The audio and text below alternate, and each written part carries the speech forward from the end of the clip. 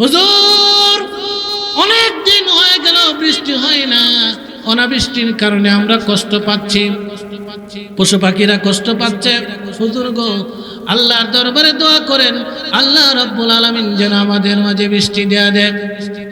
হাসান বসরি রাহমাতুল্লাহ আলাইহি এই লোকটাকে লক্ষ্য করে বললেন, জনাব বেশি বেশি করে ইস্তিগফার পাঠ করুন, তাহলে আল্লাহ রাব্বুল আলামিন তোমাদের মাঝে বৃষ্টি দেয়া দিবে। লোকটা চলে গেল। আরেক ব্যক্তি এসে অভিযোগ করল, হুজুর আমি অভাবগ্রস্ত, আমি সব সময় আমি শুধু অভাবে থাকি, টাকার জন্য কষ্ট করি, খাবারের জন্য কষ্ট করি, আমি সব সময় কষ্টের ভিতরে থাকি, অভাব অনটনের ভিতরে থাকি। আল্লাহর দরবারে একটু দোয়া করেন, আল্লাহ রাব্বুল আলামিন যেন আমার থেকে অভাব অনটন গুলো দূর করে দেয়। হাসান বসরি রাহমাতুল্লাহ আলাইহি এই লোকটাকে লক্ষ্য করে বললেন, জনাব বেশি বেশি করে আল্লাহর দরবারে ইস্তিগফার করুন, তাহলে আল্লাহ রাব্বুল আলামিন তোমার যত অভাব অনটন আছে সমস্ত অভাব অনটন দূর করে দিবে। আরেক ব্যক্তি অভিযোগ করল, হুজুর অনেক বছর হয়ে গেল বিবাহ করেছি, আমার সন্তান হয় না। এমন হয় কিনা? অনেক দিন হয়ে গেল, অনেক বছর হয়ে গেল, 5 বছর হয়ে গেল, 10 বছর হয়ে গেল, সন্তান হয় না, নিঃসন্তান, পেরেশানি। কত ডাক্তারে দেখাই, কত কবিরাজ দেখাই, কিন্তু সন্তান হয় না। অভিযোগ করল, হুজুর অনেক বছর হয়ে গেল, আমার সন্তান হয় না, আল্লাহর দরবারে আপনি একটু দোয়া করেন, আল্লাহ রাব্বুল আলামিন যেন আমাকে সন্তান দান করে। হাসান বসরি রাহমাতুল্লাহ আলাইহি এই লোকটাকে বলে দিলেন, জনাব চিন্তার কোনো কারণ নাই, পেরেশানি হবার কোনো কারণ নাই, আপনি ইস্তিগফারের আমল চালিয়ে যান, তাহলে আল্লাহ রাব্বুল আলামিন আপনাকে সন্তান দিয়া দিবে।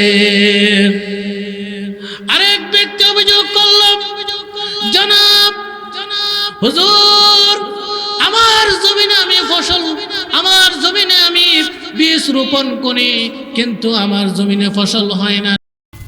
এই মজলিস সম্পর্কে কি বলেছেন? নাযালাত আলাইহিমুস সাকিনা, এই যে বসে আছেন আপনারা কনকনে শীতের প্যান্ডেলের নিচে, আপনাদের উপরে সাকিনা নাজিল হচ্ছে। বলেন আলহামদুলিল্লাহ। সাকিনা নামক নিয়ামত আপনাদের উপর নাজিল হচ্ছে।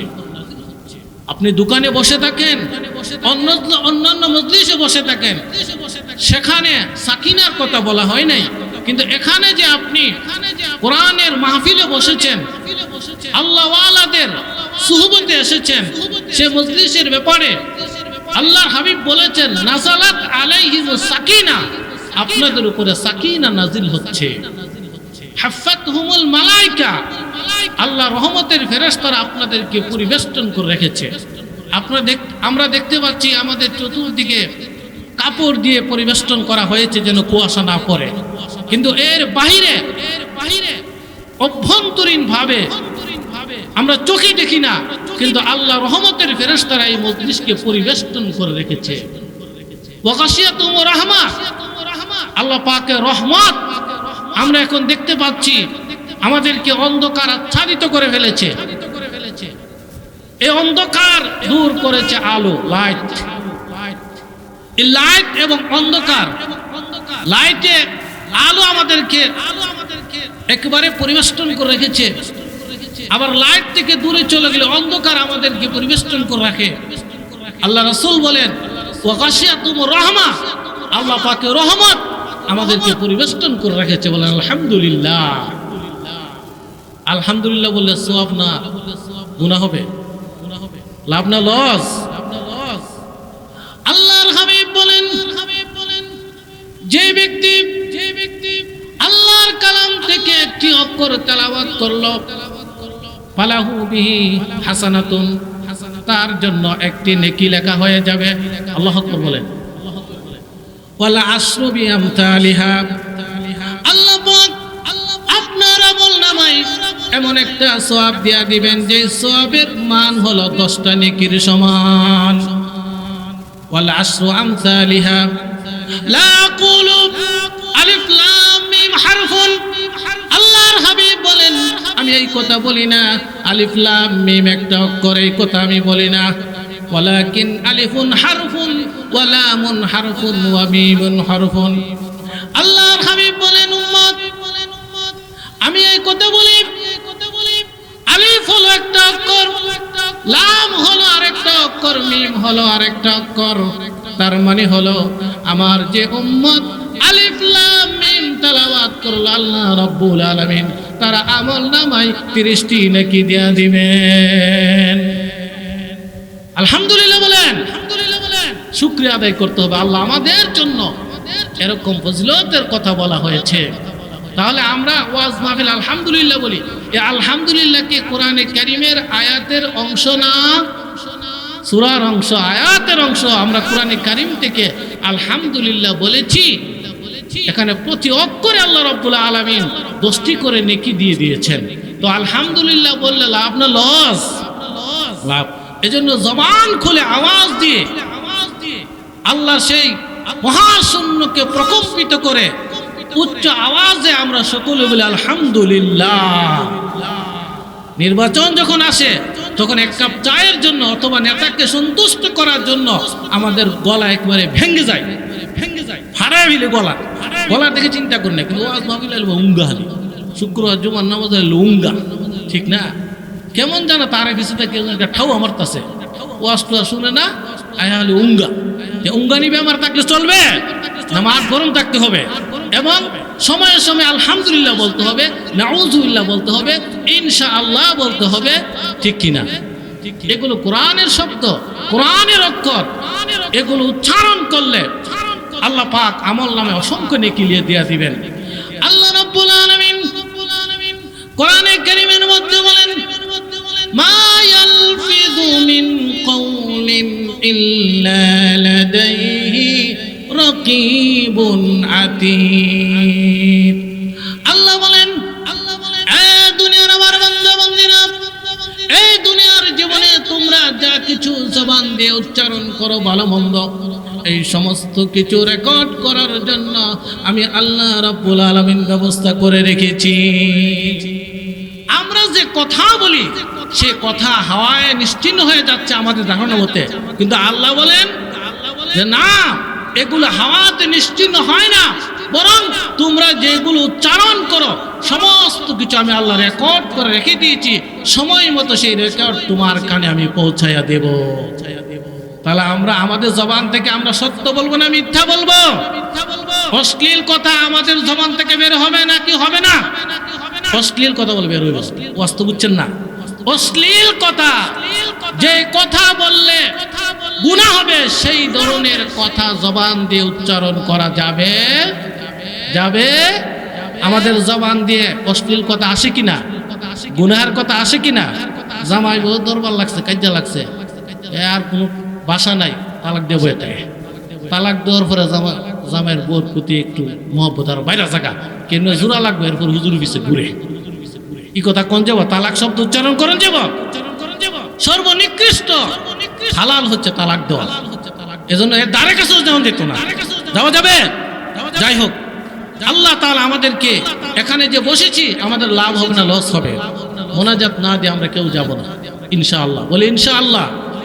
ইনশাআল্লাহ বললে প্রত্যেক কাজে বরকত নাজিল হয় এবং কাজটা আল্লাহ পাকের পক্ষ থেকে পরিপূর্ণতায় পৌঁছিয়ে দেন। এজন্য কোনো কাজে ইনশাআল্লাহ বলা এটা ইসলামী শরিয়ার একটা সুন্নাত, সুন্দর একটা দিক নির্দেশনা, ইনশাআল্লাহ বলতে হবে। এজন্য আমরা মোনাজাত না দিয়ে যাব না। এবং মেহমান আমার পরে কোকিল কণ্ঠের অধিকারী, সারা বাংলাদেশের আলোচক আল্লামা মুফতি নাজমুল হাসান সিদ্দিকী সাহেব উপস্থিত হয়ে গেছেন, যথাসময়ে আপনাদের সামনে আলোচনা করবেন। আমার ভাইরা, আমরা যারা এখানে হাজির হয়েছি আমাদের আমল নামায় গুনাহ আছে কিনা, সে গুনাহ মিঠানোর দরকার আছে কিনা? এই গুনাহ যদি আমরা না মিঠাই তাহলে আল্লাহর দরবারে আমরা কি দেখা করতে পারবো? আল্লাহর সাথে কি আমরা মুলাকাত করতে পারবো? পারবো না।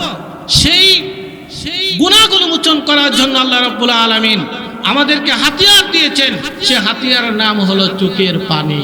কোন পানি? চোখের পানি। আমাদের কান্না আসে আমাদের আত্মীয় স্বজন মারা গেলে, ঠিক কিনা? এমনি কান্না আসে না, অথচ আত্মীয় স্বজন মারা গেলে, আত্মীয় স্বজন মারা গেলে চোখ দিয়ে পানি বের হবে। এটা স্বাভাবিক কারণ হলো এটা রক্তের বন্ধন, আত্মীয়তার বন্ধন, চোখ দিয়ে পানি আসবে। আব্বা মারা গেছে, চোখ দিয়ে পানি আসবে, কারণ তার রক্তের বন্ধন, আত্মীয়তা সম্পর্ক। আম্মা মারা গেছে, ভাই মারা গেছে, নিজের আত্মীয় স্বজন মারা গেছে, চোখ দিয়ে পানি আসবে, কারণ এটা হলো রক্তের বন্ধন, আত্মীয়তার সম্পর্ক। চোখ দিয়ে পানি আসে কিনা? আমাদের আমলনামায় অনেকগুলো গুনাহ জমা হয়ে গেছে। আমি তো কোনোদিন চিন্তা করি নাই, ভাবি নাই আমার আমলনামায় যে গুনাহগুলো জমা হয়ে গেছে, এই মুহূর্তে যদি মালাকুল মউত আমার সামনে হাজির হয়ে যায়, তখন আমার কি উপায় হয়ে যাবে? এই জন্য সব সময় আল্লাহর দরবারে রুজু থাকতে হবে, কান্নাকাটি করতে হবে, চোখের পানি ফেলে দিতে হবে। এই পৃথিবীর এমন কোনো পানি নাই যে পানি আল্লাহর আযাবকে, আল্লাহর আগুনকে নির্বাপিত করে দিতে পারে। পৃথিবীর এমন কোনো পানি নেই। আছে কি? আটলান্টিক মহাসাগর বলেন, প্রশান্ত মহাসাগর বলেন, এই পৃথিবীর কোনো পানি দিয়ে জাহান্নামের আগুনকে নির্বাপিত করা যাবে না। জাহান্নামের আগুনকে যদি আমরা নির্বাপিত করতে চাই, তাহলে চোখের পানি ফেলে দিতে হবে। কিয়ামতের কঠিন ময়দানে আমরা যখন আল্লাহর আযাব দেখে বলবো, তখন কান্নাকাটি করতে করতে, চোখের পানি ফেলতে ফেলতে যদি প্রশান্ত মহাসাগর পরিমাণ আমাদের চোখের পানি হয়ে যায়, তাহলে সেই পানি আমাদেরকে বিন্দু পরিমাণ কোনো উপকার করতে পারবে? কিন্তু এই দুনিয়ার জীবনে আমরা যদি আল্লাহর ভয়ে যদি নির্জনে নিরালয়ে বসে যদি চোখের পানি ফেলে দেই, আল্লাহ পাক সেই চোখের পানিকে উসিলা করে আপনি আমাকে মাফ করে দিবেন। পাথর আল্লাহর আযাবের ভয়ে কান্নাকাটি করে, কি করে? আল্লাহর পয়গম্বর হযরত মুসা আলাইহিস সালাম আল্লাহর সাথে কথা বলার জন্য তুর পাহাড়ের দিকে যাচ্ছেন। তিনি কান্নার আওয়াজ শুনতে পেলেন, লক্ষ্য করে দেখলেন পাথর কান্দে। হযরত মুসা আলাইহিস সালাম পাথরকে লক্ষ্য করে বললেন, এ পাথর, কেনে কান্দোস রে? পাথর কেনে কান্দোস? পাথর জবান খুলে যায়, বলে, ওগো পয়গম্বর, আমি জানতে পেরেছি, আমি বুঝতে পেরেছি আল্লাহ নাকি আমার জাহান্নামের ইন্ধন বানাবে, জাহান্নামের লাকড়ি বানাবে। আমি কেমন করে গো জাহান্নামের ইন্ধন হব, জাহান্নামের লাকড়ি হব? আল্লাহ রাব্বুল আলামিন জাহান্নামের আগুনকে 3000 বছর জ্বালিয়েছেন, 1000 বছর জ্বালিয়েছেন। জাহান্নামের আগুনের কালার হয়ে গেল ইহমাররাত, লাল হয়ে গেল। আরো 1000 বছর জ্বালিয়েছেন, জাহান্নামের আগুনের কালার হয়ে গেল ইবিয়াদ্দাত, সাদা। আরো 1000 বছর জ্বালানো হয়েছে, জাহান্নামের আগুনের কালার হয়ে গেল ইসওয়াদ্দাত, কালো। তার মানে হলো আল্লাহ রাব্বুল আলামিন অপরাধীদেরকে শাস্তি দেওয়ার জন্য জাহান্নামের আগুনকে 3000 বছর জ্বালিয়েছেন। কয় হাজার বছর? দুনিয়ার আগুন তো পুরা করে দেশ শেষ করে, 3000 বছর জ্বালাইছে। ওটা আগুনের তেজস্ক্রিয়তা, দহন শক্তি, এগুলো বৃদ্ধি করবার জন্য। পাথর বলে, ওগো পয়গম্বর, আল্লাহ বলে দিয়েছেন আমি নাকি জাহান্নামের ইন্ধন হয়ে যাব, জাহান্নামের লাকড়ি হয়ে যাব। আমি তো সহ্য করতে পারবো না, আমি তো মেনে নিতে পারবো না। নবী গো, আমি সেই জন্য কান্না করতেছি। আল্লাহর পয়গম্বর মুসা আলাইহিস সালাম পাথরকে সান্ত্বনা দিয়ে বললেন, এ পাথর, কান্দিস না, তোর জন্য আল্লাহর দরবারে সুপারিশ করব, আল্লাহ রাব্বুল আলামিন যেন তোকে মাফ করে দেয়। আল্লাহর পয়গম্বর হযরত সাথে কথা বলার জন্য তুর পাহাড়ে গেলেন, আল্লাহর সাথে কথা বললেন। ফিরে আসার সময় তিনি পাথরের কথা বলে গেলেন, কিন্তু আল্লাহ তো আলিমুম বিযাতিস সুদূর, অন্তরের গোপন রহস্য আল্লাহ ছাড়া কেউ জানে না। জিনেরা অন্তরের গোপন বিষয় জানে না, ফেরেশতারা অন্তরের গোপন বিষয় জানে না। আমরা মানুষ, আমরা অত গোপন বিষয় জানি না। আমাদের অন্তরে কল্পনা জল্পনা যাই কিছু হয়, কোনো কিছুই তো আমরা জানি না। আল্লাহ তাআলা মুসাকে বললেন, এই মুসা, তুমি তো পাথরের কথা বলে গেলে। পয়গম্বর মুসা, পাথর আমি আল্লাহর আযাবের ভয়ে ক্রন্দন করেছে, আমি আল্লাহর আযাবের ভয়ে কেঁদেছে, আমার দয়া লেগেছে, আমার মায়া লেগেছে। পাথরকে জানাইয়া দিও আমি আল্লাহ পাথরকে ক্ষমা করে দিলাম। আল্লাহর পয়গম্বর মুসা আলাইহিস সালাম বাড়ির দিকে যাচ্ছেন, পাথরকে লক্ষ্য করে বললেন, এ পাথর, তোর কপাল ভালো, তোর কপাল ভালো, তুই কান্না করেছিস, তোর কান্না আল্লাহর দরবারে মঞ্জুর হয়েছে, এই জন্য আল্লাহ রাব্বুল আলামিন তোকে ক্ষমা করে দিয়েছে। আরেকবার তিনি এই পথে যাচ্ছেন, দেখেন এই পাথর আবার কাঁদে। আল্লাহর পয়গম্বর পাথরকে জিজ্ঞেস করলেন, এ পাথর, আল্লাহ তোরে ক্ষমা করে দিয়েছে, মাফ করে দিয়েছে, এখন কেন কান্দোস রে পাথর, কেন কান্দোস? পাথর জবাব দেব, ওগো পয়গম্বর, কান্নার কারণে আল্লাহ আমারে ক্ষমা করে দিয়েছে, মাফ করে দিয়েছে, ক্ষমা করে দিয়েছে। আমি তখন থেকে বুঝতে পেরেছি, জানতে পেরেছি, কান্না আল্লাহর দরবারে অনেক প্রিয়। আল্লাহ কান্না আল্লাহর দরবারে কি অনেক প্রিয়। ওগো পয়গম্বর, আপনি জেনে রাখুন, এখন থেকে নিয়ে কিয়ামত দিবস পর্যন্ত আমি কাঁদবো আমার আল্লাহর শুকরিয়া আদায় করার জন্যে। আল্লাহু আকবার। একটা পাথর যদি কান্নাকাটি করে মাফ পাইতে পারে, আমরা আশরাফুল মাখলুকাত হয়ে আমরা কি মাফ পাবো না? আমরা কি আল্লাহর দরবারে কাঁদতে পারবো না? আল্লাহর কোন বান্দা যখন কান্দে, আল্লাহ ডাক দিয়া বলে, এই বান্দা, বান্দারে, তুই যখন কান্দোস রে বান্দা, আমি আল্লাহ সইতে পারি না, আমার রহমতের দরিয়ায় জোশ মারে রে বান্দা।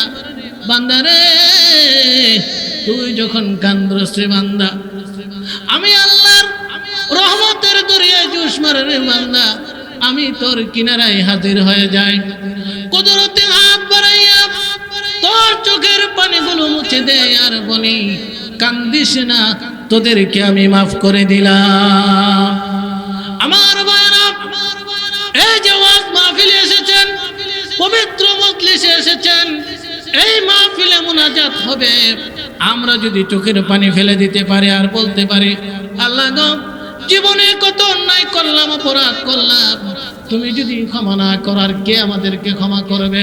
এমন করে করে নিজের গুনার কথা স্মরণ করে যদি আল্লাহর দরবারে কান্না করতে পারে, আল্লাহ বলেন, বান্দা আমার আযাবের ভয়ে, আমার ভয়ে চোখের পানি ফেলে দিয়েছে, আমি আমার বান্দাদেরকে ক্ষমা করে দিলাম। ঠিক কিনা কোন? তুমি রহমান, তুমি মেহেরবান।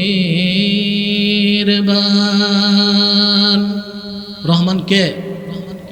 সে আল্লাহ রাব্বুল আলামিন আমাদেরকে ক্ষমা করতে পারে না? তুমি রহমান, তুমি মেহেরবান,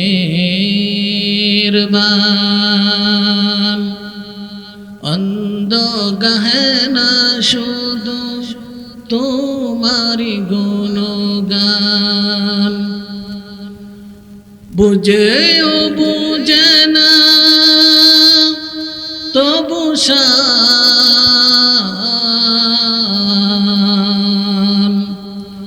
তুমি রহমান, তুমি মেহেরবান। বলুন আলহামদুলিল্লাহ। আল্লাহ যদি রহমান রহিম না হতেন তাহলে আমাদের কি উপায় হতো বলেন? আমরা তো দিনে রাত্রে গুনাহের মজলিসে থাকি, ঠিক কিনা কন? এই জন্য আল্লাহর দরবারে কান্নাকাটি করতে হবে। কান্না ছাড়া আমাদের কোনো উপায় নাই, কান্না ছাড়া আমাদের কোনো উপায় নাই। আল্লাহর পয়গম্বর হযরত মুসা আলাইহিস সালামের জামানায় অনেক দিন ধরে বৃষ্টি হয় না, অনাবৃষ্টি। মানুষেরা বৃষ্টির না হওয়ার কারণে কষ্ট করতেছে, পশু পাখিরা কষ্ট করতেছে, পৃথিবী যেন একেবারে মরুভূমি হয়ে গেল। হযরত মুসা আলাইহিস সালামের উম্মতেরা পয়গম্বরের কাছে আবেদন করল, ওগো পয়গম্বর, অনেক দিন ধরে বৃষ্টি হয় না, আল্লাহর দরবারে একটু দোয়া করেন, আল্লাহ রাব্বুল আলামিন যেন আমাদেরকে বৃষ্টি দেন। আল্লাহর পয়গম্বর হযরত মুসা আলাইহিস সালাম তার উম্মতদেরকে নিয়ে তিনি আল্লাহর দরবারে কান্নাকাটি শুরু করে দিলেন। ওগো আমার আল্লাহ, বৃষ্টি হয় না, তোমার বান্দা বান্দীরা কষ্ট করতেছে, পশু পাখিরা কষ্ট করতেছে। আল্লাহ গো, তুমি তোমার বান্দা বান্দীরকে বৃষ্টি দিয়া এই জমিনকে তুমি উর্বর করে দাও। এমন করে করে যখন তিনি কান্নাকাটি করতে লাগলেন, আল্লাহ রাব্বুল আলামিন পয়গম্বর মুসাকে জানিয়ে দিলেন, এই মুসা, এই মজলিসে এমন একজন পাপী আছে, নালায়েক আছে, পাপিষ্ঠ আছে। এই পাপী যতক্ষণ পর্যন্ত এখানে থাকবে ততক্ষণ পর্যন্ত আমি আল্লাহ বৃষ্টি দিব না। পয়গম্বর মুসা আলাইহিস সালাম লোকদের মাঝে ঘোষণা করে দিলেন, লোক সকল, আল্লাহ আমাকে জানিয়ে দিয়েছেন তোমাদের মধ্যে একজন পাপী আছে, নালায়েক আছে।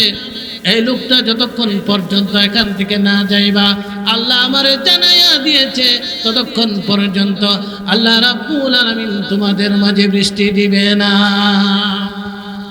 এই কথা যখন ঘোষণা করে দিল, সে তো টের পাইছে। এমনই করে সেই লোকটা আল্লাহর দরবারে কান্নাকাটি করতে লাগলো, ওগো আমার আল্লাহ, আমি জানি আপনি রহমান, আমি জানি আপনি রহিম, আমি জানি আপনি গফফার। আল্লাহ, আমি যদি এখান থেকে চলে যাই, হাজার হাজার মানুষ জামায়াত হয়ে গেছে, তারা বুঝবে আমার কারণে বৃষ্টি হয় না। আয় আল্লাহ, আমি অপমানিত হয়ে যাব, লাঞ্ছিত হয়ে যাব, পদস্থ হয়ে যাব, এলাকাতে আমি থাকতে পারবো না, দেশ ছেড়ে আমার অন্যত্র চলে যেতে হবে। আয় আল্লাহ, আমাকে তুমি ক্ষমা করো, ভবিষ্যতে আর কোনো ধরনের অপরাধ করব না, গুনাহ করব না। এমন করে করে যখন চোখের পানি ফেলতে লাগলো, আমার আল্লাহ ডাক দিয়ে বলে, এই বান্দা, আমার আযাবের ভয়ে তুই কান্না করছস, তোকে আমি খালি হাতে ফেরত দেব না। আমি তোর কান্নার কারণে বিনিময় হিসাবে আমি আল্লাহ তোরে ক্ষমা করে দিলাম। সেই লোকটা যখন মজলিসের ভিতরে খুব বেশি কান্নাকাটি করলো, আল্লাহ রাব্বুল আলামিন রহমতের বৃষ্টি দেয়া দিলেন, রহমতের বৃষ্টি দেয়া দিলেন। হযরত মুসা আলাইহিস সালাম আল্লাহকে, আমি বুঝলাম না আপনার কুদরতের কারিশমা। আপনি বলেছেন এখানে এমন একজন পাপী আছে, যে লোকটার কারণে আপনি বৃষ্টি দেন না। আমি তো ঘোষণা করে দিলাম, কিন্তু কাউকে আমি যাইতে দেখলাম না। কোন ব্যক্তি তো এই মজলিস থেকে যায় নাই, আর আপনি রহমতের বৃষ্টি দেয়া দিলেন। আল্লাহ, আপনার কুদরতের কারিশমা আমি বুঝলাম না। আল্লাহ পাক বলে দিলেন, আমার পয়গম্বর, আমি সত্য বলেছি, সেই লোকটা পাপী ছিল, পাপিষ্ঠ ছিল। তুমি যখন তাদের মধ্যে ঘোষণা করে দিলে, তখন এই লোকটা আমি আল্লাহর দরবারে এমন ভাবে কান্নাকাটি করেছে, এমন ভাবে চোখের পানি ফেলে দিয়েছে, আমার দয়া লেগেছে, মায়া লেগেছে। আমি তখনই তাকে ক্ষমা করে দিয়ে, মাফ করে দিয়ে, আমি তাকে নিষ্পাপ বানাইয়া আমার অলিতে পরিণত করে তারপর আমি তোমাদের মাঝে আমি বৃষ্টি দেয়া দিলাম। আল্লাহর দয়া মায়া কম না বেশি? আল্লাহর দয়া মায়া অনেক বেশি। আল্লাহর দয়া মায়া কি? আমাদের আমলনামায় অনেকগুলো পাপ জমা হয়ে যায়, অনেকগুলো গুনাহ জমা হয়ে যায়। এই পাপগুলো যদি আমলনামা থেকে নিশ্চিহ্ন করে দিতে চাই, আমলনামা থেকে যদি মিটিয়ে দিতে চাই, আল্লাহর দরবারে বেশি বেশি করে ইস্তিগফার পাঠ করতে হবে। কি পাঠ করতে হবে? আস্তাগফিরুল্লাহ। কি বলতে হবে? আস্তাগফিরুল্লাহ। আল্লাহ আমি ক্ষমা চাই, মাফ চাই। জগৎ বিখ্যাত আলিম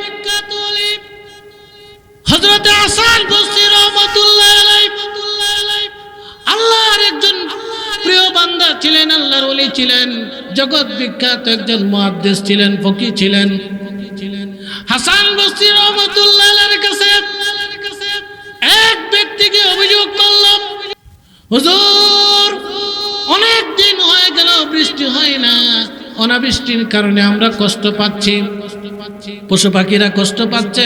হুজুর গো, আল্লাহর দরবারে দোয়া করেন, আল্লাহ রাব্বুল আলামিন যেন আমাদের মাঝে বৃষ্টি দেয়া দেয়। হাসান বসরি রাহমাতুল্লাহ আলাইহি এই লোকটাকে লক্ষ্য করে বললেন, জনাব বেশি বেশি করে ইস্তিগফার পাঠ করুন, তাহলে আল্লাহ রাব্বুল আলামিন তোমাদের মাঝে বৃষ্টি দেয়া দিবে। লোকটা চলে গেল।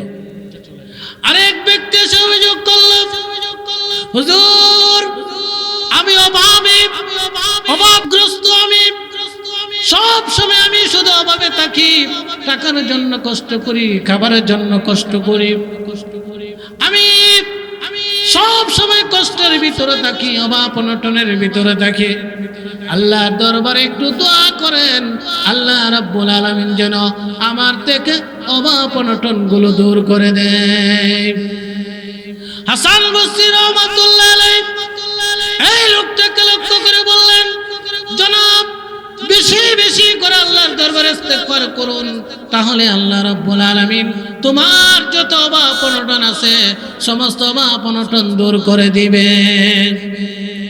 আরেক ব্যক্তি এসে অভিযোগ করল, হুজুর অনেক বছর হয়ে গেল বিবাহ করেছি, আমার সন্তান হয় না।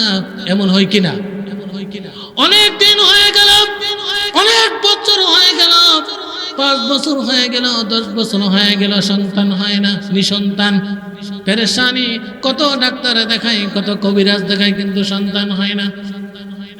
অভিযোগ করল, হুজুর অনেক বছর হয়ে গেল আমার সন্তান হয় না, আল্লাহর দরবারে আপনি একটু দোয়া করেন, আল্লাহ রাব্বুল আলামিন যেন আমাকে সন্তান দান করে।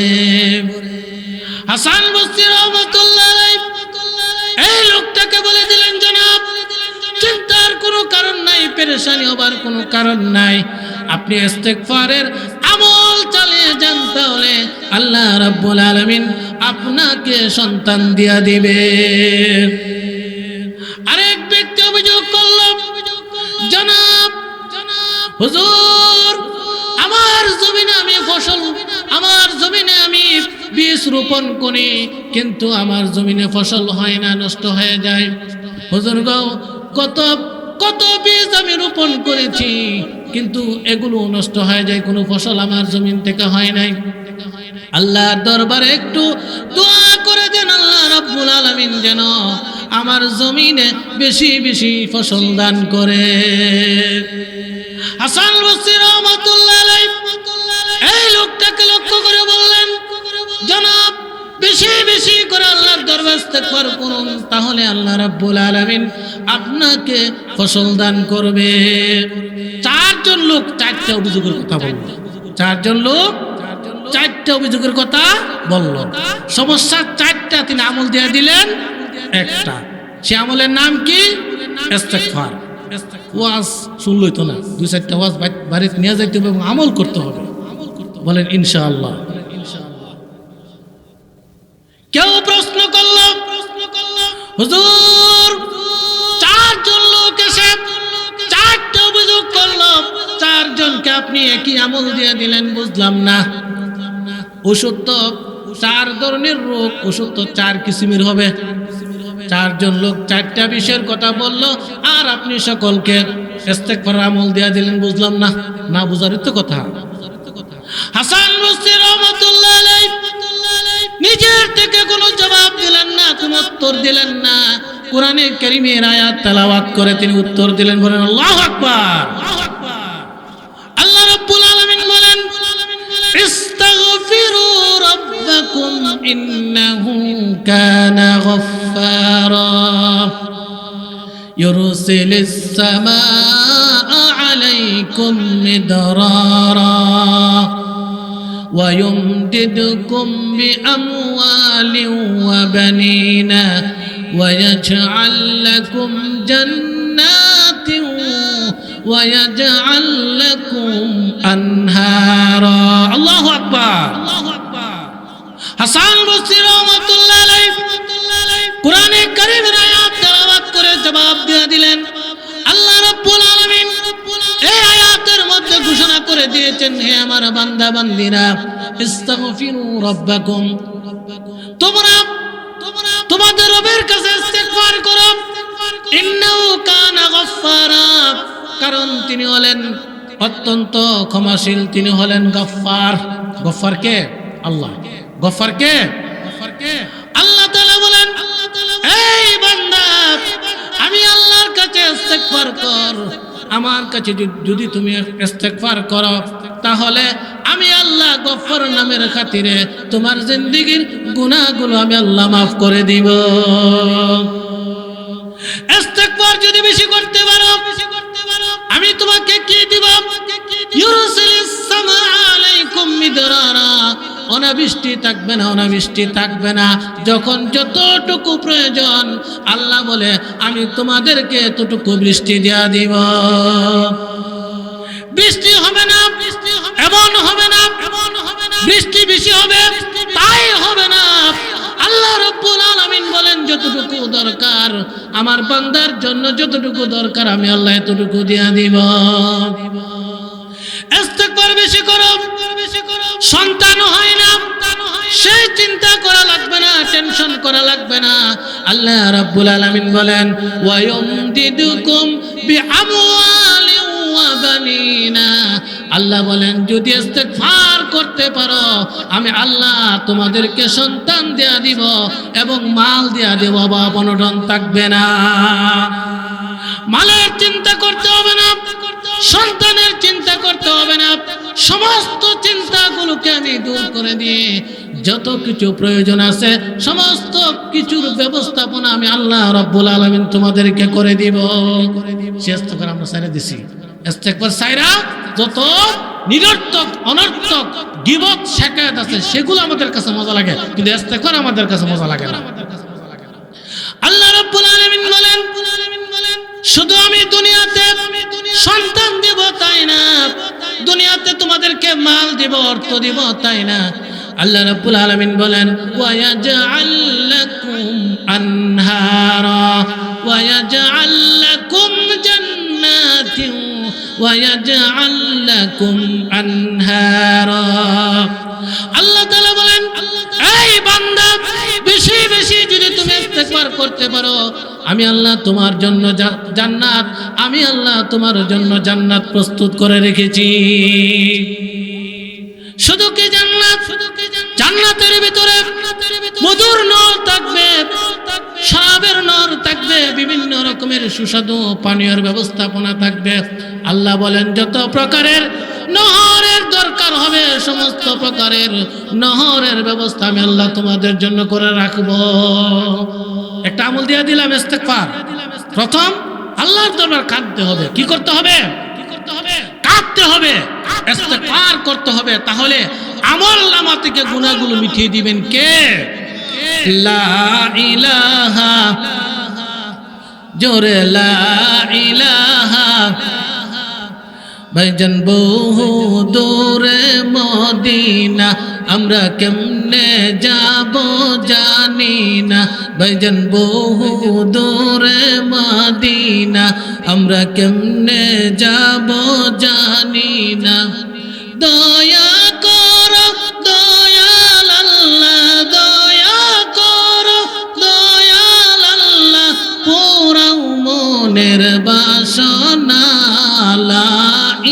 ইলাহা জোরে লা ইলাহা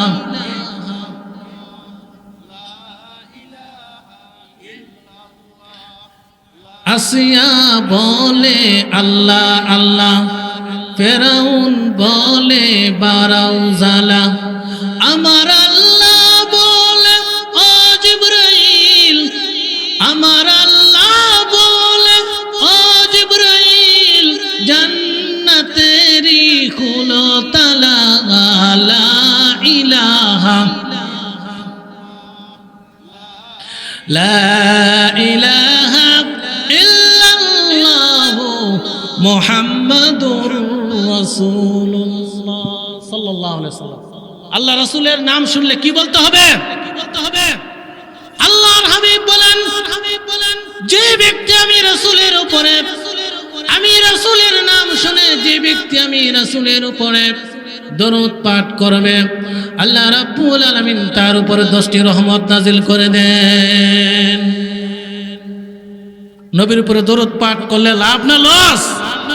এজন্য নবীর নাম শুনলে কি বলতে হবে?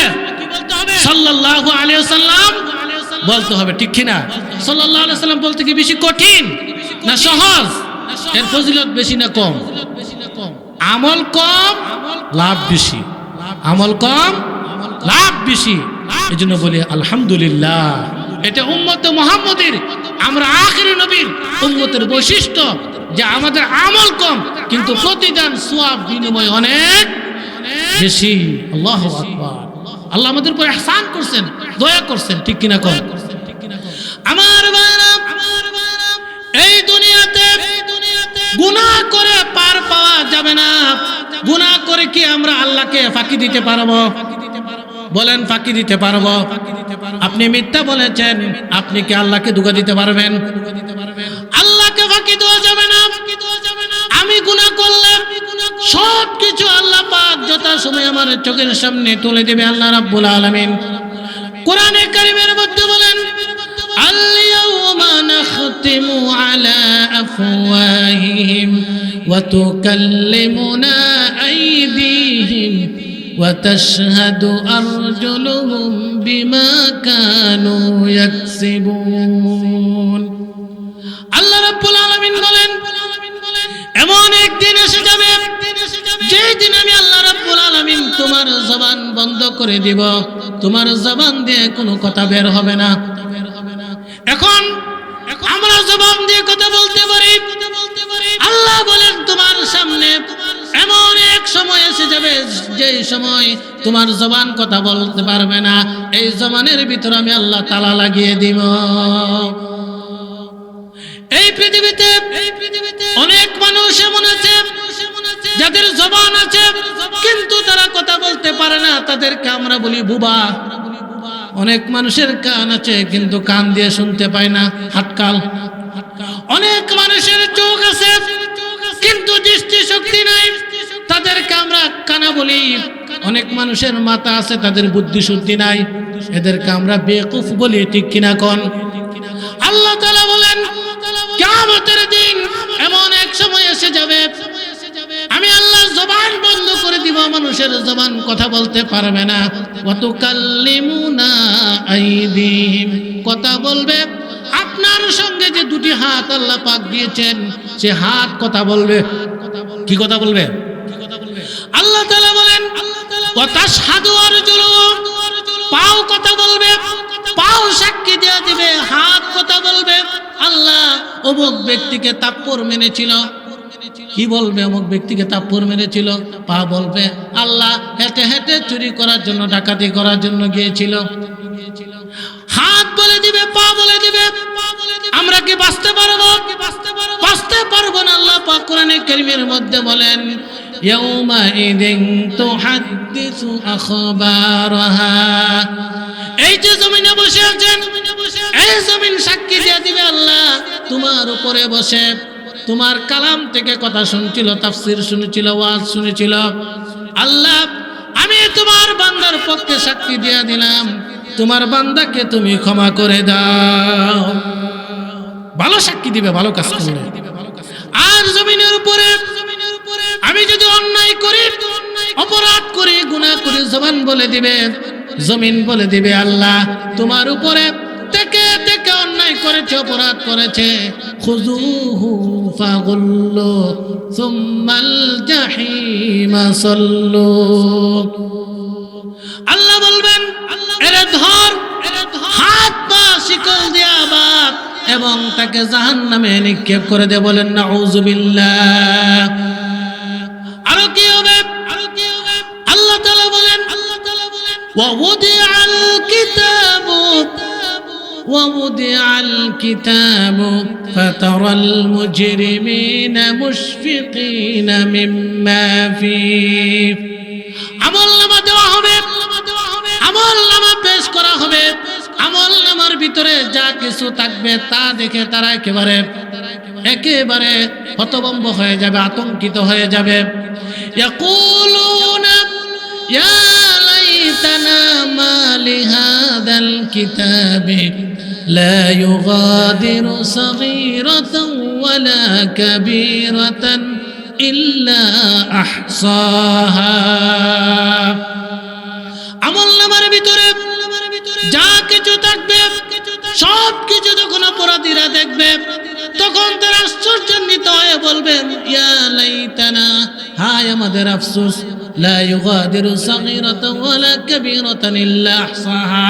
আরে ছোট বড় সব কিছু এই আমলনামার ভিতরে দেওয়া হয়েছে, কোনো কিছুই তো ছেড়ে দেয় নাই, কোনো কিছুই তো ছেড়ে দেয় নাই। ওয়াজাদু মা আমিলু হাদিরা। দুনিয়ার জীবনে যা কিছু করেছে সমস্ত কিছু আমলনামায় দেখতে পাবে। ওয়ালা ইয়াযলিমু রাব্বুকা আহাদা।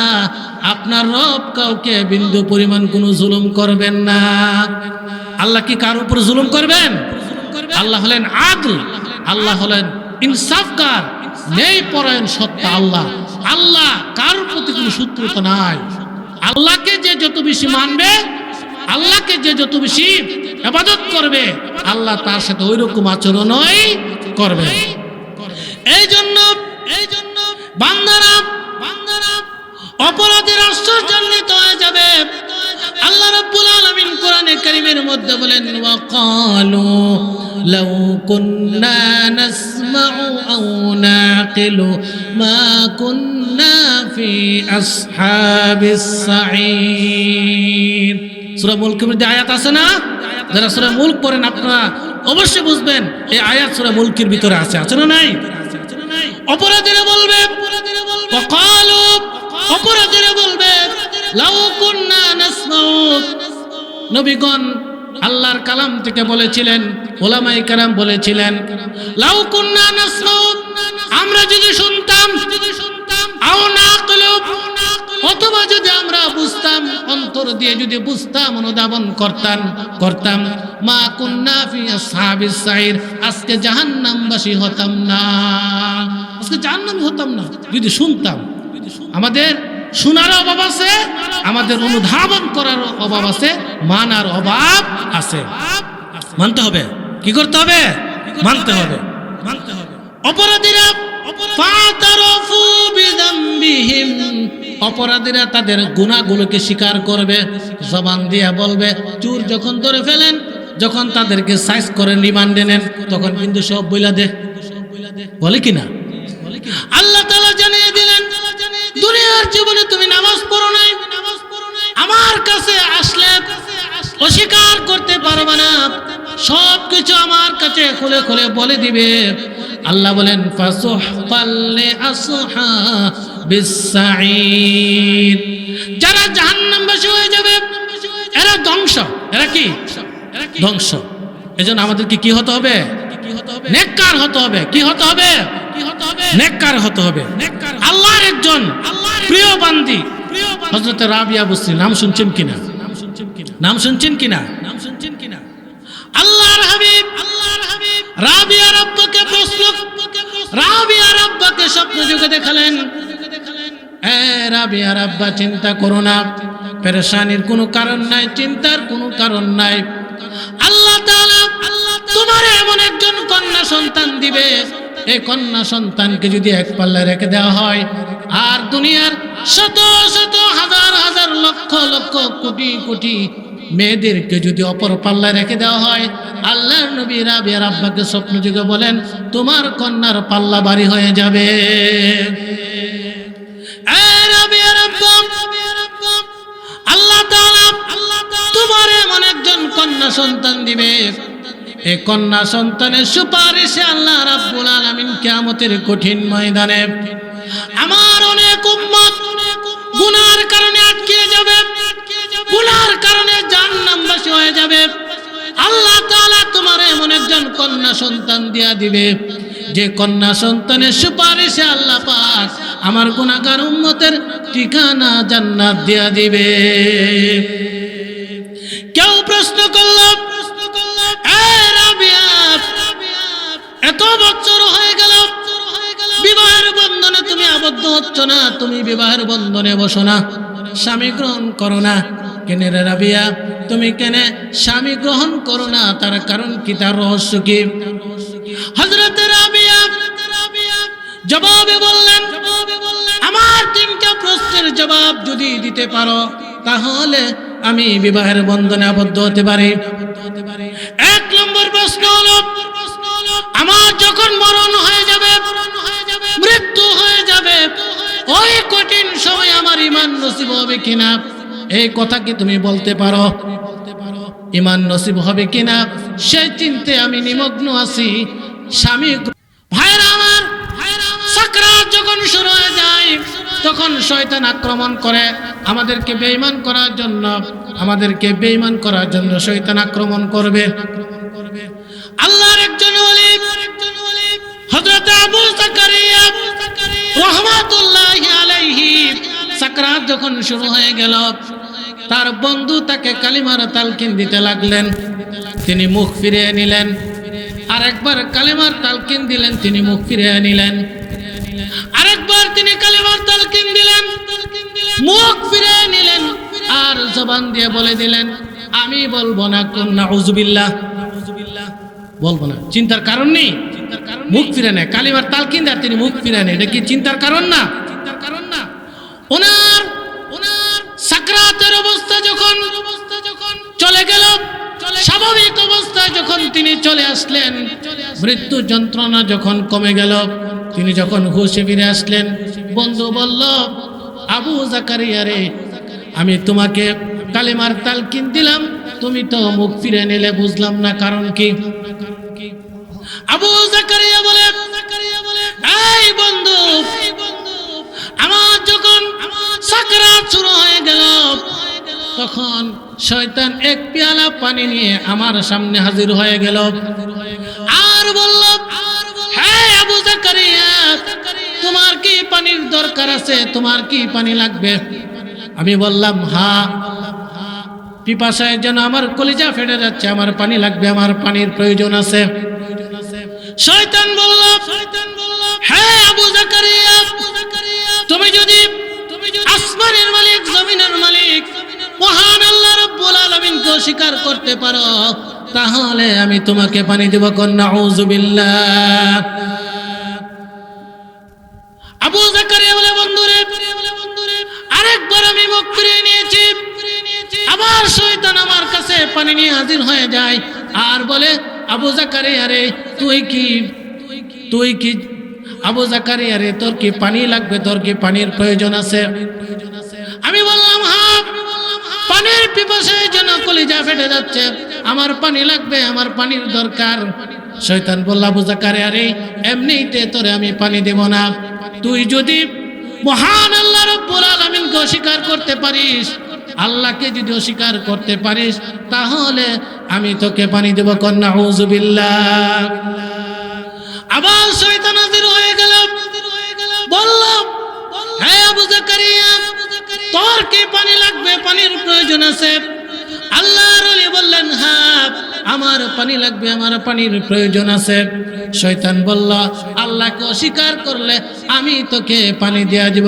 নাউযুবিল্লাহ।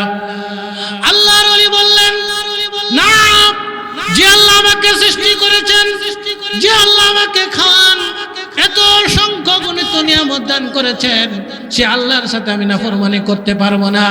সে আল্লাহকে অস্বীকার করতে পারবো না। শয়তানকে আমি সুকান সুকান বলে দিলাম, হে শয়তান তুই দূর হয় কথা বলে দিলাম। শয়তান তখন আমার থেকে চলে যায়। বন্ধুরে, তোমার প্রতি আমার কোনো অনীহা নাই, কালিমা তৈয়বার প্রতি আমার কোনো অনীহা নাই, কোনো বিরক্ত নাই। আমার যত বিরক্ত ছিল শয়তানের প্রতি আর শয়তানের কথার প্রতি। আমি পড়ে নিয়েছি লা ইলাহা ইল্লাল্লাহু মুহাম্মাদুর রাসূলুল্লাহ সাল্লাল্লাহু আলাইহি ওয়াসাল্লাম। এই কালিমার দাম আল্লাহর কাছে আছে না নাই? এটাকে বলা হয় আল কালিমাতুত তাইয়্যিবা, সর্বশ্রেষ্ঠ কালিমা, সর্বশ্রেষ্ঠ বাক্যের নাম কি? লা ইলাহা। আল্লাহর পয়গম্বর হযরত মুসা আলাইহিস সালাম আল্লাহকে লক্ষ্য করে বললেন, আল্লাহ আমারে এমন একটা কালিমা শিখিয়ে দেন যে কালিমা দিয়ে আপনার জিকির করব, আপনার নাম উচ্চারণ করব। আল্লাহ বলেন, মুসা রে বেশি বেশি করে কালিমা তৈয়্যিবা পড়ো, লা ইলাহা ইল্লাল্লাহ পাঠ করো। পয়গম্বর মুসা বললেন, ওগো আমার আল্লাহ, এই কালিমা সবাই তো পড়ে, এটা তো কমন একটা কালিমা। আল্লাহ তাআলা বললেন, মুসা রে এটা কমন কালিমা না, এটা হলো আনকমন কালিমা, অসাধারণ শ্রেষ্ঠ একটা কালিমা। এই মুসা, সাত জমিন আর সাত আকাশ যদি এক পাল্লায় রেখে দাও, আর কালিমা লা ইলাহা ইল্লাল্লাহ যদি অপর পাল্লায় রেখে দাও, আর টান দেওয়া হয় কালিমা লা ইলাহা ইল্লাল্লাহর পাল্লা ভারী হয়ে যাবে, সাত জমিন সাত আকাশের পাল্লা হালকা হয়ে যাবে। এবার বলেন, এই কালিমার দাম কম না বেশি? সেই কালিমা আমাদেরকে উচ্চারণ করতে হবে, লা ইলাহা ইল্লাল্লাহ আমাদেরকে বলতে হবে এবং আল্লাহর দরবারে ক্রন্দন করতে হবে। এই দুনিয়াতে আমরা এসেছি, আমাদের গুনাহ হয়ে যায়, পাপ হয়ে যায়।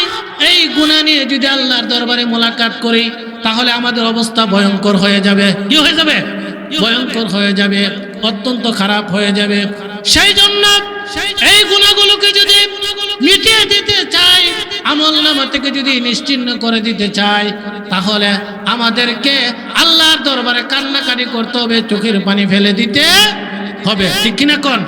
আল্লাহ তাআলা আমাদের সকলকে আল্লাহর দরবারে কান্নাকাটি করে তওবা ইস্তিগফার করে গুনাহ মিটিয়ে নিষ্পাপ হয়ে যেন আমরা কবরের জগতে যাইতে পারি। আল্লাহ আমাদের সকলকে তৌফিক দেন, বলেন আমিন। ওয়া আখির দাওয়ানা আলহামদুলিল্লাহি রাব্বিল আলামিন।